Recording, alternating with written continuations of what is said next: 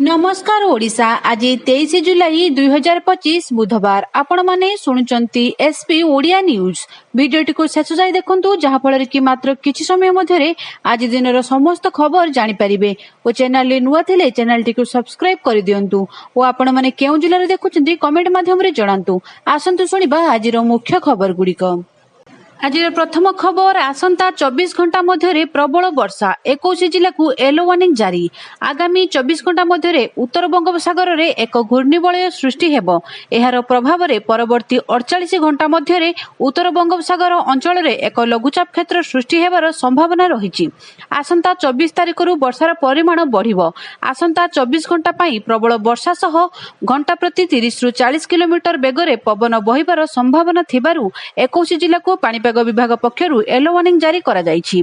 आंचलिक पाणीपाग विभाग केंद्र पक्षरु कुहा जायछि जे आसंता 24 तारिख रे मयूरभंज बालेश्वर रे अति प्रबल वर्षा अर्थात 7 रु 11 सेंटीमीटर वर्षा नै ऑरेंज अलर्ट जारी करा जायछि। बाकी समस्त जिल्ला रे प्रबल वर्षा नै येलो वार्निंग जारी करा जायछि। सेहिपरि 27 तारिख पर्यंत राज्यर अनेक स्थान रे प्रबल वर्षा संभावना थिबारु सतर्क सूचना जारी करा जायछि।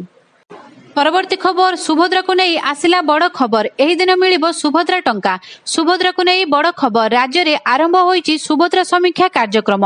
राज्य रे अंगनवाड़ी दीदी एसएचजी महिला और उच्च शिक्षा विभाग छात्र छात्री सुभद्रा योजनार समीक्षा करिवे बोली उपमुख्यमंत्री तथा महिला और शिशु विकास मंत्री प्रभाती परिडा कहिसंती। आईआईएम संबलपुर मॉडेल सह उच्च शिक्षा विभाग छात्र छात्री सहयोग रे महिला और शिशु विकास मिलित उद्यम रे राज्यव्यापी एही सुभद्रा समीक्षा करा राज्य रे 200 रु अधिक अंगनवाड़ी केन्द्र रे मध्य एही कार्यक्रम जरिया रे समीक्षा करा जिवो। एक स्वतंत्र आप माध्यम रे एही सब समीक्षा हेबो। सुभद्रा योजना 2 थर पाइबा परे ताहाकु अनुध्यान करा जिवो बोली उपमुख्यमंत्री कहिसंती। हिताधिकारी किपरि 2टी किस्ती को खर्च करिसंती ताहाकु अनुध्यान करा जिवो। एथिरे महिला स्वयं सहायिका गोष्ठीर मेंबरଙ୍କ सह पीआरआई मेंबर अंगनवाड़ी मेंबर और हेल्परଙ୍କ सह उच्च शिक्षा विभाग छात्र छात्री एही दिगरे कार्य करिवे। एही कार्यक्रम 22,000 महिला को सुभद्रा समीक्षा करने को प्राय 1 मास समय लागिबो बोली कहिसंती उपमुख्यमंत्री। आसंता रक्षाबंधन रे सुभद्रा योजनार तृतीय किस्ती टंका मिलिबो। आसंता अगस्त 9 तारिख रे ओडिशार महिला पाइबे सुभद्रार तृतीय किस्ती टंका। जेउ माने द्वितीय किस्ती पाइ नाहंती आसंता 2 दिन मध्य संपृक्त हिताधिकारी तालिका को रिव्यू करा जिवो। बहु जल्दी योग्य हिताधिकारी पाइबे सुभद्रार समस्त किस्ती। परवर्ती खबर 4 मास बीतिला केबे मिलिबो पीएम किसान रो 20तम किस्ती। एबे पुणी नुआ तारिख को आशा 4 मास पूर्ण हेबाकु जाउछि किंतु प्रधानमंत्री किसान सम्मान निधि योजनार 20तम किस्ती विषय रे ए पर्यंत कौनसी खबर नाही। 20 जून रे प्रधानमंत्री नरेंद्र मोदी बिहार गस्त रे जाइथिबा बेले आशा सृष्टि होइथिला जे 2000 टंका चाषी अकाउंट रे आसीबो। तापरे 18 जुलाई रे प्रधानमंत्री मोदी को मोतिहारी गस्त आशा सृष्टि करिथिला किंतु पुणी निराशा देखा देइथिला। जुलाई शेष हेबाकु जाउछि किंतु प्रधानमंत्री किसान सम्मान योजनार 20तम किस्ती पाई चाषी अपेक्षा शेष हेउ नाही। एबे आशा करा जाउछि जे 2 अगस्त रे सरकारक पक्षरु किछि भल खबर आसी पारे। जदिओ ए पर्यंत कोनोसी सरकारी सूचना नाही किंतु जेउ समीकरण गुडिक गठन हेउछि ताहाकु देखिले एही तारिख को नै आशा सृष्टि होइछि। 26 जुलाई सुधा चाषी अकाउंट को 2000 टंकार किस्ती आसीबा कष्टकर कारण प्रधानमंत्री देश रे रहिबे नाही। प्रधानमंत्री नरेंद्र मोदी 23 रु 26 जुलाई पर्यंत ब्रिटेन एवं मालदीव गस्त रे जाउछंती। प्रधानमंत्री 23 और 24 जुलाई 2 दिनिया यूके रे सरकारी गस्त रे जिबे। से ब्रिटिश प्रधानमंत्री को निमंत्रण रे जाउछंती। एहा परे प्रधानमंत्री मोदी सेठारु मालदीव जिबे। प्रधानमंत्री 25 और 26 जुलाई रे मालदीव रे रहिबे। एपरि परिस्थिति रे एही समय मध्ये रे प्रधानमंत्री किसान योजना टंका आसीबार संभावना बहुत कम रहिछि। परवर्ती खबर रक्षाबंधन पूर्व केंद्रीय कर्मचारी को मिली पारे उपहार बढ़ी पारे महंगा भत्ता। रक्षाबंधन पूर्व केंद्र सरकार केंद्रीय कर्मचारी मानकु एक बड़ उपहार दे पारंती। सरकार सप्तम वेतन कमिशन अनुसार डीए वृद्धि घोषणा करि पारंती। सरकार जुलाई 2025 रे कर्मचारी मानकु 3 रु 4% महंगा भत्ता दे पारंती। पूर्व मार्च मासरे डीए 2% वृद्धि करा जायतिला जहा परे एहा 53% रु 55% को वृद्धि पाइथिला। मुद्रास्फीति को आखि आगरे रखी सरकार केंद्र सरकारी कर्मचारी मानकु वर्ष को 2 थर महंगा भत्ता दियंती। प्रथमटी जनवरी 1 रु द्वितीयटी जुलाई 1 रु कार्यकारी हुए। ମାର୍ଚ୍ଚରେ ଘୋଷଣା ହୋଇଥିବା ଭତ୍ତା ଜାନୁଆରୀ 1ରୁ ଲାଗୁ ହେବ ବୋଲି ବିବେଚନା କରାଯାଇଥାଏ। ବର୍ତ୍ତମାନ ଘୋଷଣା ହେବାକୁ ଥିବା ଭତ୍ତା 1 ଜୁଲାଇ 2025ରୁ କାର୍ଯ୍ୟକାରୀ ହେବ ବୋଲି ବିବେଚନା କରାଯାଉଛି। ପରବର୍ତ୍ତୀ ଖବର, ବିଜେଡି ମା ଓ ଭଉଣୀଙ୍କ ସୁରକ୍ଷା ପାଇଁ ସ୍ୱର ଉଠାଇବା ଜାରି ରଖିବ। ରାଜ୍ୟରେ ବିଭିନ୍ନ ସ୍ଥାନରୁ ମହିଳାକୁ ନେଇ ଆସିଥିବା ଅଭାବନୀୟ ଘଟଣା ପ୍ରସଙ୍ଗରେ ପୂର୍ବତନ ମୁଖ୍ୟମନ୍ତ୍ରୀ ନବୀନ ପଟ୍ଟନାୟକ କ୍ଷୋଭ ପ୍ରକାଶ କରିଛନ୍ତି। ବିରୋଧୀ ଦଳ ନେତା ଶ୍ରୀ ପଟ୍ଟନାୟକ କହିଛନ୍ତି, ଯାଜପୁରରେ ଦୁଷ୍କର୍ମ, ଜଗତସିଂହପୁର ଓ ମାଲକାନଗିରିରେ ଗଣଦୁଷ୍କର୍ମ ଓ ପୁରୀରେ ଯୌନ ନିର୍ଯାତନା ଆମକୁ ମର୍ମାହତ କରିଛି। ରାଜ୍ୟରେ ମହିଳାଙ୍କ ବିରୋଧରେ ଦିନକୁ ଦିନ ବଢୁଥିବା ହିଂସା ବିଚଳିତ କରୁଛି। ସାମାଜିକ ଗଣମାଧ୍ୟମ ଏକ୍ସରେ ବିଜେଡିର ମୁଖ୍ୟ କହିଛନ୍ତି, ମହିଳାଙ୍କ ପାଇଁ ଉଭୟ ସହର ଓ ଗାଁର ରାସ୍ତା ଦିନକୁ ଦିନ ଅସୁରକ୍ଷିତ ହୋଇପଡ଼ିଛି। ସ୍ପଷ୍ଟ ଦିବାଲୋକରେ ମହିଳାଙ୍କ ବିରୋଧରେ ହିଂସା କରାଯାଉଛି। ଜଣେ ଯୁବ ଛାତ୍ରୀ ଯେତେବେଳେ ସ୍କୁଲ, କଲେଜ ଏବଂ ଟ୍ୟୁସନରୁ ଘରକୁ ଫେରୁଛି, ସେ ସୁରକ୍ଷିତ ମନେ କରୁନାହିଁ। ଏମାନେ ପ୍ରତିଦିନ ବିପଦର ସାମ୍ନା କରୁଛନ୍ତି। ରାଜ୍ୟରେ ଆଇନ କାନୁନ ବ୍ୟବସ୍ଥା ବିପର୍ଯ୍ୟସ୍ତ ହୋଇପଡ଼ିଛି। ଯୌନ ନିର୍ଯାତନା ମାମଲା ବଢ଼ିବାରେ ଲାଗିଛି। ନବୀନ ପଟ୍ଟନାୟକ କହିଛନ୍ତି ଯେ, ଆମେରିକା ସରକାର ଗତ ମାସରେ ଲେଭେଲ 2 ଯାତ୍ରା ପରାମର୍ଶ ଜାରି କରିଥିଲେ, ଯେଉଁଥିରେ ସେ ଓଡ଼ିଶା ସମେତ 6ଟି ଭାରତୀୟ ରାଜ୍ୟର ନାମ ନେଇଥିଲେ। ଏହିସବୁ ରାଜ୍ୟକୁ ଯାଉଥିଲେ ସ୍ୱତନ୍ତ୍ର ଅନୁମୋଦନ ନେବାକୁ ନିଜର କର୍ମଚାରୀଙ୍କୁ ପରାମର୍ଶ ଦେଇଥିଲେ। ଆମେରିକା ସରକାର କହିଥିଲେ ଯେ, ମାଓବାଦୀ ଆତଙ୍କବାଦୀ ହ୍ରାସ ପାଉଥିବା ବେଳେ ମହିଳାଙ୍କ ବିରୋଧରେ ହିଂସା ବଢ଼ିଛି। ନବୀନ ପଟ୍ଟନାୟକ ପୁଣି କହିଛନ୍ତି, ପୋଲିସର ତ୍ୱରିତ କାର୍ଯ୍ୟାନୁଷ୍ଠାନ ଏବଂ ରାଜନୈତିକ ଇଚ୍ଛାଶକ୍ତି ବିନା ଏହି ସମସ୍ୟା କେବଳ ବୃଦ୍ଧି ପାଇବ। ରାଜନୈତିକ ନେତୃତ୍ୱକୁ ଏହା ହୃଦୟଙ୍ଗମ କରିବାକୁ ପଡ଼ିବ ଯେ, ପୋଲିସ ଷ୍ଟେସନରେ ସ୍ଥାନୀୟ ଦଳୀୟ ନେତାଙ୍କ ହସ୍ତକ୍ଷେପକୁ ଅନୁମତି ଦେବା ଦ୍ୱାରା ରାଜ୍ୟ ସାରା ହିଂସା, ବିଶେଷ କରି ଲିଙ୍ଗଭିତ୍ତିକ ହିଂସା ସାଧାରଣ ହେବ। ରାଜ୍ୟ ସରକାର ମହିଳାଙ୍କ ସୁରକ୍ଷା ପାଇଁ ବ୍ୟବସ୍ଥାର ପରିବର୍ତ୍ତନ କରି ତୁରନ୍ତ କାର୍ଯ୍ୟ କରିବା ଉଚିତ। ବିଜେଡି ମା ଓ ଭଉଣୀଙ୍କ ସୁରକ୍ଷା ପାଇଁ ସ୍ୱର ଉଠାଇବା ଜାରି ରଖିବ। ପରବର୍ତ୍ତୀ ଖବର, ସରଳ ହେଲା ଚାଷୀ ପଞ୍ଜୀକରଣ। ବାପା ଜେଜେବାପାଙ୍କ ନାଁରେ ଜମି ଥିଲେ ପୁଅ କରିପାରିବେ ଚାଷୀ ପଞ୍ଜୀକରଣ। ସମସ୍ୟା ଉପୁଜିବା ପରେ ଚାଷୀ ପଞ୍ଜୀକରଣକୁ ସରକାର ସରଳ କରିଛନ୍ତି। ବାପା କିମ୍ବା ଜେଜେବାପାଙ୍କ ନାଁରେ ଜମି ଥିଲେ ବି ପୁଅ ଚାଷୀ ପଞ୍ଜୀକରଣ କରିପାରିବେ। ଯିଏ ଯେଉଁ ଜମିରେ ଚାଷ କରୁଥିବେ ସେତିକିରେ ପଞ୍ଜୀକରଣ କରିପାରିବେ। ଯଦି ଜଣେ ଭାଇ ସବୁ ଜମି ଚାଷ କରୁଛି, ଅନ୍ୟ ଭାଇ ସ୍ୱୀକୃତିନାମା ଦେବେ। ସ୍ୱୀକୃତିନାମା ଦେଇ ସବୁ ଜମି ପାଇଁ ପଞ୍ଜୀକରଣ କରିପାରିବେ ବୋଲି ଯୋଗାଣ ମନ୍ତ୍ରୀ କୃଷ୍ଣଚନ୍ଦ୍ର ପାତ୍ର ଗଣମାଧ୍ୟମକୁ ଏହି ବଡ଼ ସୂଚନା ଦେଇଛନ୍ତି। ପରବର୍ତ୍ତୀ ଖବର, କୋଟିଆରେ ଖୁବ୍ ଶୀଘ୍ର ଆରମ୍ଭ ହେବ ମୁଖ୍ୟମନ୍ତ୍ରୀ ବସ୍ ସେବା। କୋଟିଆ ଓଡ଼ିଶାର ଅବିଚ୍ଛେଦ ଅଙ୍ଗ। ଯିଏ ଯେତେ ଦାବି କଲେ ବି କୋଟିଆ ଓଡ଼ିଶାର ରହିବ। ନିର୍ବାଚନ ସମୟରେ କୋଟିଆ ଉପରେ ଆନ୍ଧ୍ରର ଆଖି ରହୁଛି। ତାକୁ ପ୍ରତିହତ କରିବା ପାଇଁ ରାଜ୍ୟ ସରକାର କାମ କରୁଛନ୍ତି। କୋଟିଆର ସମନ୍ୱିତ ବିକାଶ ସରକାରଙ୍କ ଲକ୍ଷ୍ୟ। ଗତକାଲି ଏଭଳି କହିଛନ୍ତି ପରିବହନ ମନ୍ତ୍ରୀ ବିଭୂତି ଜେନା। ସେ ଆହୁରି କହିଛନ୍ତି, ପରିବହନ ବିଭାଗ ପକ୍ଷରୁ କୋଟିଆରେ ଖୁବ୍ ଶୀଘ୍ର ଆରମ୍ଭ ହେବ ମୁଖ୍ୟମନ୍ତ୍ରୀ ବସ୍ ସେବା। ଖଣି ଖାଦାନରେ ଭରପୁର କୋଟିଆ। ସେଠାକାର ଏକ ପାହାଡ଼କୁ ସୁନା ପାହାଡ଼ ବୋଲି କୁହାଯାଏ। ତାକୁ ଚିହ୍ନଟ କରାଯାଇ ତାର ସଦୁପଯୋଗ କରିବା ପାଇଁ ଖଣି ବିଭାଗ ବି ପଦକ୍ଷେପ ନେଉଛି। ପରବର୍ତ୍ତୀ ଖବର, ଦୀର୍ଘ 62 ବର୍ଷ ପରେ ଅବସର ନେବ ପ୍ରତିଷ୍ଠିତ ଲଢୁଆ ବିମାନ MiG-21। ଭାରତୀୟ ବାୟୁସେନା ଦୀର୍ଘ 62 ବର୍ଷ ପରେ ପ୍ରତିଷ୍ଠିତ ଲଢୁଆ ବିମାନ MiG-21କୁ ଅବସର ଦେବାକୁ ଯାଉଛି। ଶେଷ ଜେଟ୍କୁ ସେପ୍ଟେମ୍ବର 19ରେ ଚଣ୍ଡିଗଡ଼ ଏୟାରବେସ୍ରେ 23 ସ୍କ୍ୱାଡ୍ରେନ୍ ଦ୍ୱାରା ଏକ ଆନୁଷ୍ଠାନିକ ବିଦାୟ ଦିଆଯିବ। 1963 ମସିହାରେ ବାୟୁସେନାରେ ସାମିଲ ହୋଇଥିବା MiG-21 1965 ଏବଂ 1971 ମସିହାରେ ଭାରତ ପାକିସ୍ତାନ ଯୁଦ୍ଧ, 1999 ମସିହାରେ କାରଗିଲ ଯୁଦ୍ଧ, 2019 ମସିହାରେ ବାଲାକୋଟ ଆକ୍ରମଣ ଏବଂ ଅପରେସନ ସିନ୍ଦୁରରେ ଗୁରୁତ୍ୱପୂର୍ଣ୍ଣ ଭୂମିକା ବହନ କରିଥିଲା।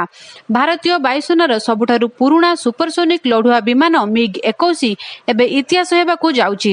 ସୂତ୍ର ଅନୁସାରେ ପ୍ରାୟ 62 ବର୍ଷର ସେବା ପରେ MiG-21କୁ 19 ସେପ୍ଟେମ୍ବର 2025ରେ ଔପଚାରିକ ଭାବରେ ବିଦାୟ ଦିଆଯିବ। ଚଣ୍ଡିଗଡ଼ ଏୟାରବେସ୍ରେ ହେବାକୁ ଥିବା ଏହି ଖାସ୍ ସମାରୋହରେ ବାୟୁସେନାର ବରିଷ୍ଠ ଅଧିକାରୀ, MiG-21 ସହିତ ଜଡ଼ିତ ପାଇଲଟ ଏବଂ ଅନେକ ପୂର୍ବତନ ଭେଟରାନଙ୍କ ସାମିଲ ହେବାର ସମ୍ଭାବନା ରହିଛି। MiG-21 ବାୟୁସେନାର ପ୍ରଥମ ସୁପରସୋନିକ ଫାଇଟର ଜେଟ୍ ଥିଲା, ଯିଏ 1960 ଏବଂ 70 ଦଶକର ଭାରତକୁ ବୈଷୟିକ ବିକାଶ ଦେଇଥିଲା। ଯେତେବେଳେ ଭାରତ ପାଖରେ MiG-21ର 850ରୁ ଅଧିକ ବିମାନ ଥିଲା, ସେଥିମଧ୍ୟରୁ 600ରୁ ଅଧିକ ହିନ୍ଦୁସ୍ତାନ ଏରୋନଟିକ୍ସ ଲିମିଟେଡ୍ ଭାରତରେ ହିଁ ତିଆରି କରିଥିଲା। ପରବର୍ତ୍ତୀ ଖବର, ବିଡି, ସିନେ ଓ ଖଣି ଶ୍ରମିକଙ୍କ ପିଲାଙ୍କ ପାଇଁ ଆସିଲା ବାର୍ଷିକ ଛାତ୍ରବୃତ୍ତି ଯୋଜନା। ବିଡି, ସିନେମା ଓ ଖଣି ଶ୍ରମିକମାନଙ୍କ ପିଲାମାନଙ୍କର ପାଠପଢ଼ା ନିମନ୍ତେ କେନ୍ଦ୍ର ଶ୍ରମ ଓ ନିୟୋଜନ ମନ୍ତ୍ରଣାଳୟ ପକ୍ଷରୁ ପ୍ରାକ୍ ମ୍ୟାଟ୍ରିକ୍ ଏବଂ ମ୍ୟାଟ୍ରିକ୍ ପରବର୍ତ୍ତୀ ଛାତ୍ରବୃତ୍ତି ପ୍ରଦାନ ନିମନ୍ତେ ଆବେଦନ ଆହ୍ୱାନ କରାଯାଇଛି। ଏହି ଛାତ୍ରବୃତ୍ତି ପାଇବା ଲାଗି 10ମ ଶ୍ରେଣୀ ପର୍ଯ୍ୟନ୍ତ ଆଗ୍ରହୀ ଏବଂ ଯୋଗ୍ୟ ପ୍ରାର୍ଥୀମାନେ ଆସନ୍ତା 31 ଅଗଷ୍ଟ ସୁଦ୍ଧା ଆବେଦନ କରିପାରିବେ। ଏକାଦଶରୁ ଉର୍ଦ୍ଧ୍ୱ ଶ୍ରେଣୀର ଛାତ୍ରଛାତ୍ରୀମାନଙ୍କ ଆବେଦନର ଶେଷ ତାରିଖ 31 ଅକ୍ଟୋବର ରଖାଯାଇଛି। ପରବର୍ତ୍ତୀ ଖବର, ଇଞ୍ଜିନରେ ନିଆଁ ଅଳ୍ପକେ ବର୍ତ୍ତିଲା ଏୟାର ଇଣ୍ଡିଆ ବିମାନ। ଲାଗୁଛି ଏୟାର ଇଣ୍ଡିଆକୁ ଶନିଦଶା ପଡ଼ିଛି। ଗତ ଜୁନ୍ ମାସରେ ହୋଇଥିବା ମର୍ମନ୍ତୁଦ ଅହମ୍ମଦାବାଦ ଦୁର୍ଘଟଣା ପରେ ଏୟାର ଇଣ୍ଡିଆ କୌଣସି ନା କୌଣସି କାରଣରୁ ଚର୍ଚ୍ଚାରେ ରହୁଛି। ପ୍ରାୟ ପ୍ରତ୍ୟେକ ଦିନ ଏୟାର ଇଣ୍ଡିଆ ବିମାନରେ କୌଣସି ତ୍ରୁଟି ସମ୍ପର୍କରେ ଖବର ଆସୁଛି। ଗତକାଲି ଦିଲ୍ଲୀରେ ଏୟାର ଇଣ୍ଡିଆର ଏକ ବିମାନ ଅବତରଣ କରିବା ପରେ ଏହାର ଇଞ୍ଜିନରେ ନିଆଁ ଲାଗିଯାଇଥିଲା। ଏହାପରେ ବିମାନରେ ବସିଥିବା ଯାତ୍ରୀମାନଙ୍କ ମଧ୍ୟରେ ଆତଙ୍କ ଖେଳିଯାଇଥିଲା। ତେବେ ଏହି ଘଟଣାରେ ସମସ୍ତ ଯାତ୍ରୀ ସୁରକ୍ଷିତ ଅଛନ୍ତି। ସୂଚନା ଅନୁସାରେ ହଂକଂରୁ ଦିଲ୍ଲୀ ଆସୁଥିବା ଏୟାର ଇଣ୍ଡିଆ ବିମାନ AI-315 ଇନ୍ଦିରା ଗାନ୍ଧୀ ଆନ୍ତର୍ଜାତୀୟ ବିମାନ ବନ୍ଦରରେ ଅବତରଣ କରିବା ପରେ ହଠାତ୍ ତାହାର ପଛଭାଗରେ ଲାଗିଥିବା ଛୋଟ ଇଞ୍ଜିନ APUରେ ନିଆଁ ଲାଗିଯାଇଥିଲା। ଏହି ସମୟରେ ବିମାନଟିରୁ ଯାତ୍ରୀମାନେ ଓହ୍ଲାଉଥିଲେ। ଏଣୁ ଏହି ଘଟଣାରେ ଯାତ୍ରୀ ଓ କ୍ରୁ ସଦସ୍ୟମାନଙ୍କର କୌଣସି କ୍ଷତି ହୋଇନାହିଁ। ତେବେ ଅଗ୍ନିକାଣ୍ଡ ଯୋଗୁଁ ବିମାନର କିଛି କ୍ଷତି ହୋଇଥିବା ଏୟାର ଇଣ୍ଡିଆ କହିଛି। ପରବର୍ତ୍ତୀ ଖବର, ଦୁର୍ନୀତିଗ୍ରସ୍ତ ଡାକ୍ତରଙ୍କୁ ବହିଷ୍କାର କଲେ ମୁଖ୍ୟମନ୍ତ୍ରୀ। ଦୁର୍ନୀତି ବିରୋଧରେ କଡ଼ା ଆଭିମୁଖ୍ୟ ଜାରି ରଖି ମୁଖ୍ୟମନ୍ତ୍ରୀ ମୋହନ ଚରଣ ମାଝୀ ଯାଜପୁର ଜିଲ୍ଲା ମଧୁବନ ଗୋଷ୍ଠୀ ସ୍ୱାସ୍ଥ୍ୟକେନ୍ଦ୍ରର ପୂର୍ବତନ ମେଡିକାଲ ଅଫିସର ଡାକ୍ତର କରୁଣାକର ରାଉତଙ୍କୁ ଚାକିରିରୁ ବହିଷ୍କାର କରିଛନ୍ତି। ଡାକ୍ତର ରାଉତ ବର୍ତ୍ତମାନ ଭଦ୍ରକ ଜିଲ୍ଲା ସଦର ମହକୁମା ହସ୍ପିଟାଲର ମାନସିକ ସ୍ୱାସ୍ଥ୍ୟ ଏବଂ କ୍ୟାନ୍ସର ବିଭାଗର ବରିଷ୍ଠ ମେଡିକାଲ ଅଫିସର ଭାବେ କାର୍ଯ୍ୟ କରୁଛନ୍ତି। ସୂଚନାଯୋଗ୍ୟ ଯେ ଡାକ୍ତର କରୁଣାକର ରାଉତଙ୍କ ନାମରେ କଟକ ଭିଜିଲାନ୍ସ ବିଭାଗ ପକ୍ଷରୁ ଏକ କେସ୍ ରୁଜୁ ହୋଇଥିଲା। ଡାକ୍ତର ରାଉତଙ୍କ ନାମରେ ମଧ୍ୟ ଡିପାର୍ଟମେଣ୍ଟାଲ ପ୍ରସିଡିଂ କରାଯାଇଥିଲା। ତାଙ୍କୁ କାର୍ଯ୍ୟରୁ ନିଲମ୍ବନ କରାଯିବା ସହିତ ଅନ୍ୟାନ୍ୟ ଦଣ୍ଡବିଧାନ ମଧ୍ୟ କରାଯାଇଥିଲା। ଇତିମଧ୍ୟରେ ଭିଜିଲାନ୍ସ କୋର୍ଟ ପକ୍ଷରୁ ରାୟ ପ୍ରକାଶ ପାଇ ତାଙ୍କୁ ଦୋଷୀ ସାବ୍ୟସ୍ତ କରାଯାଇଛି। ଦୁର୍ନୀତି ବିରୋଧରେ ଶୂନ୍ୟ ସହନଶୀଳତା ନୀତି ଅବଲମ୍ବନ ପାଇଁ ମୁଖ୍ୟମନ୍ତ୍ରୀ ନିର୍ଦ୍ଦେଶ ଦେଇ ଆସିଛନ୍ତି। କୌଣସି ଦୁର୍ନୀତିଗ୍ରସ୍ତ ଅଧିକାରୀଙ୍କୁ ଛଡ଼ାଯିବ ନାହିଁ ବୋଲି ମୁଖ୍ୟମନ୍ତ୍ରୀ ଅନେକ ସମୟରେ କହି ଆସିଛନ୍ତି। ମୁଖ୍ୟମନ୍ତ୍ରୀଙ୍କ ନିର୍ଦ୍ଦେଶରେ ଦୁର୍ନୀତି ନିବାରଣ ବିଭାଗ ପକ୍ଷରୁ କଡ଼ା ଆଭିମୁଖ୍ୟ ଗ୍ରହଣ କରାଯାଇ ବିଭିନ୍ନ କ୍ଷେତ୍ରରେ କାର୍ଯ୍ୟ କରୁଥିବା ଉଚ୍ଚପଦସ୍ଥ ଅଧିକାରୀ ଓ କର୍ମଚାରୀଙ୍କ ଉପରେ ଦୁର୍ନୀତି ଅଭିଯୋଗରେ ଚଢ଼ଉ କରାଯାଇ ଆବଶ୍ୟକ ପଦକ୍ଷେପ ଗ୍ରହଣ କରାଯାଉଛି। ପରବର୍ତ୍ତୀ ଖବର, ଖୁବ୍ ଶୀଘ୍ର ନିଲାମ ହେବ ରାଜ୍ୟରେ 22ଟି ଖଣି। ପୂର୍ବ ସରକାର ଦୀର୍ଘଦିନ ଧରି ଖଣି ନିଲାମ କରୁନଥିଲେ। ନୂଆ ସରକାର ଆସିବା ପରେ ବର୍ଷକ ମଧ୍ୟରେ 8ଟି ଖଣି ନିଲାମ କରିଛନ୍ତି। ଖୁବ୍ ଶୀଘ୍ର ଆହୁରି 22ଟି ଖଣି ନିଲାମ ନେଇ ପ୍ରସ୍ତୁତି ଶେଷ ପର୍ଯ୍ୟାୟରେ ପହଞ୍ଚିଛି। ଏନେଇ ଖଣି ମନ୍ତ୍ରୀ ବିଭୂତି ଜେନା ସୂଚନା ଦେଇଛନ୍ତି। ମନ୍ତ୍ରୀ ବିଭୂତି ଜେନା କହିଛନ୍ତି, ଖଣି ନିଲାମ ଦ୍ୱାରା ରାଜ୍ୟର ରାଜସ୍ୱ ବଢ଼ିବ। ତାହା ସହ ଶିଳ୍ପ ଆସିବା ଦ୍ୱାରା ନିଯୁକ୍ତି ପ୍ରକ୍ରିୟା ତ୍ୱରାନ୍ୱିତ ହେବ। ସେ ଦିଗକୁ ପ୍ରାଧାନ୍ୟ ଦେଇ ଖଣି ବିଭାଗ କାମ କରୁଛି। ପରବର୍ତ୍ତୀ ଖବର, ଜଗଦୀପଙ୍କ ଇସ୍ତଫାକୁ ନେଇ କଂଗ୍ରେସ ଅଭିଯୋଗ କରି କହିଛି ପରଦା ପଛରେ ଅନ୍ୟ କିଛି କାରଣ ରହିଛି।